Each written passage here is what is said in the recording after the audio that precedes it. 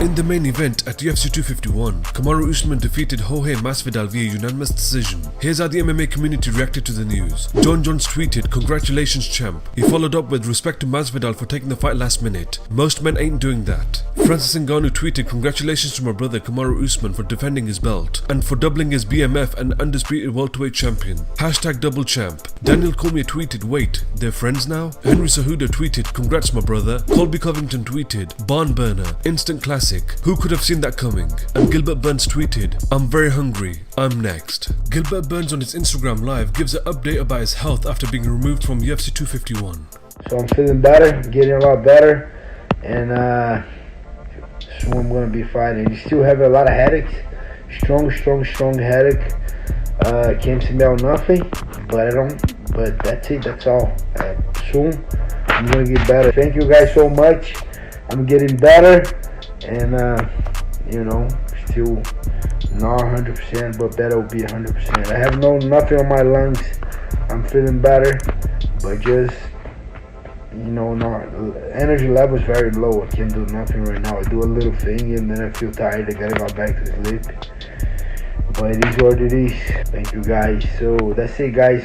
Make sure you take care of yourself. I was taking care a lot of myself, but I ended up getting that thing anyway. So stay safe, wash your hands, use the freaking masks, get your immune system up, little exercise, take your vitamins, eat good, drink a lot of water. See you guys. I'm gonna keep updating you guys. I'll be back soon. Dana White at the UFC 251 media scrum gave his thoughts on the recent troubles with Mike Perry. I saw this coming in the last several months with Mike Perry. I mean, all you have to do is watch his interviews, watch the way that he's interacted with you guys. He literally said in an interview leading up to his last fight, "I hate all of you. I hate the media, I hate the fans.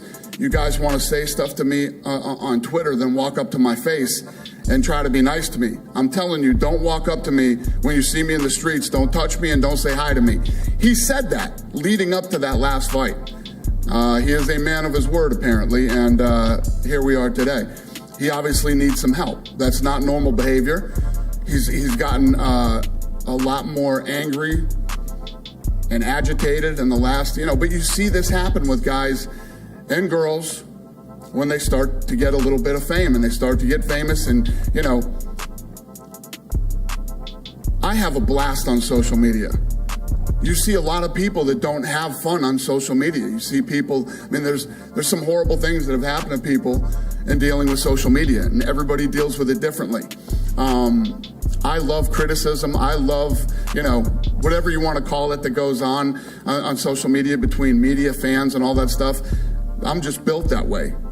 He is definitely not that built that way, and he's definitely a guy that should probably stay off social media and, needs to make a few changes in his life, and we're going to do everything we can to help him. So I was telling you guys about my badass room here in Abu Dhabi, and this is my bathroom, and when you come out, literally the wall opens to the outside, and I have my own pool, and as you can see right here, my pool is just starting to overflow into the bathroom here, and then come over to this side, watch your step here. You come over this side where the pool is, and you look. Yeah! Yeah! Enjoy it! It's 118 degree pass.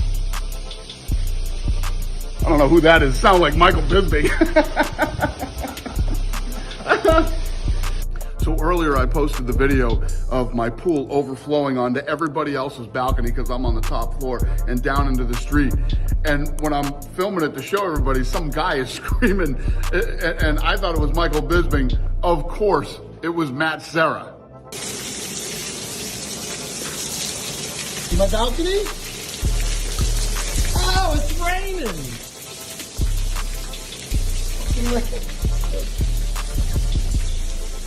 I had a friend back in Chicago. He was dating some Russian chick. She had a friend. We linked, and so far it was the best meeting in my life. Everyone who whooped my ass in the past, 100%. I have no idea. I asked Dana White. I don't know. Maybe Joe Rogan doesn't like me. I had no idea. Javier Mendes on the Luke Thomas show says that he will be there to support Khabib in whatever he does in the future. You can, it's kind of hard because I don't know how much of the fight game he depended on his father for. I do know that every time I give him a plan or I talk to him about certain things, he goes, "Yes, I know." And I said, "What do you mean you know?" He goes, "Father says the same thing." It seems like his father and I were always on the same wave of thinking on everything related to him. So it wasn't one thing that I told Khabib really, as far as how fights should be and this and that his father didn't already talk to him about. So a lot of common ground between myself and his father is that we both have the same way of thinking, and that's why I believe his father never asked me one time what to do with Khabib or how to train him. He never told me one time how to train actually anybody. Never. He just let me do my thing. He watched what I did, and that was it. He never questioned me one time. No, heck no, because I'm not in that poor kid's head, and all I can say is whatever he wants to do, I'm going to be behind him because he needs support from me in any capacity that I can give it. So, if he wants to fight, I'm with him. If he doesn't, I'm with him. And, if he wants to retire, I'm with him. If he doesn't, I'm with him. So, to me, I'm going to support whatever decision he needs to make, as long as it's the right decision for him. If I don't feel it's the right decision, I would speak out about it. But for right now, it's hard to speculate what, if would have, could have, we don't know. We don't know because I haven't spoken to him. And I think he needs time to grieve, and then get a sense of where the purpose is and what he wants to do after that. I know one thing, he's carrying on with the legacy of his father, and being a great coach himself. He's already doing it. He's already doing it. He's been doing it for the last 4 or 5 years. He's been helping coach the guys like his cousin, Islam, and, and a bunch of other up-and-coming young stars.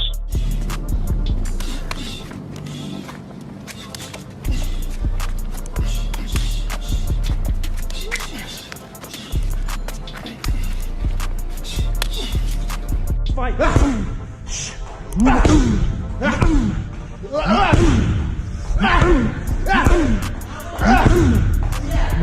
20 seconds. 100%. Come on.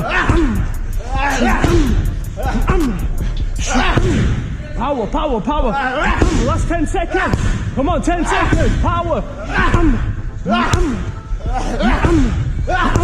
And Michael Bisping on the Believe in Me podcast pays respect to Khabib's father, who recently passed away. He was a great man, apparently. I never met him, of course. My dad hung out with him in Moscow one night. Said they had an amazing time and he couldn't do enough for my dad. Really looked after him, giving the 5-star treatment, so to speak. And he helped a lot of Dagestani fighters in that area, pulled them out of poverty, giving them something to train for. And now, of course, he had a big stable of fighters in the UFC. So, RIP to that man, Khabib. Sorry for your loss, buddy. I really am. That sucks. My dad called me, and my dad was like, "Oh, Mike, yeah, well, it's all right, because you know what I mean, a training camp, Mike, might help him, give him a distraction." But I'm like, yeah, Dad, he's his coach, though. If anything, it's just going to amplify it. It's just going to send home the message that his father's no longer around. So listen, either way, very, very sad. You're in my thoughts, buddy. Must be horrible. I mean, I know your parents are no longer around, but for me, that's like something I think about a lot. Rebecca's always like, "Why do you obsess over this?" I'm like, well, people don't live forever and they're getting old. Do you know what I mean? And my dad says all the time that I'm ready for the long sleep. I'm ready for the long sleep. I'm like, "Dad, can you stop saying that?" And I try and get him to stop smoking as many cigarettes. He's like, "Oh, I've lived my life. I don't give a." Oh, yes. This wristband means that I am a free man. I've been trapped in this room. It's a nice room, but still, I've been trapped here for 48 hours, and now I may leave. After a 48-hour lockdown. Oh, sweating it out in the gym. What is it? 4:41 a.m. All right, have a good one.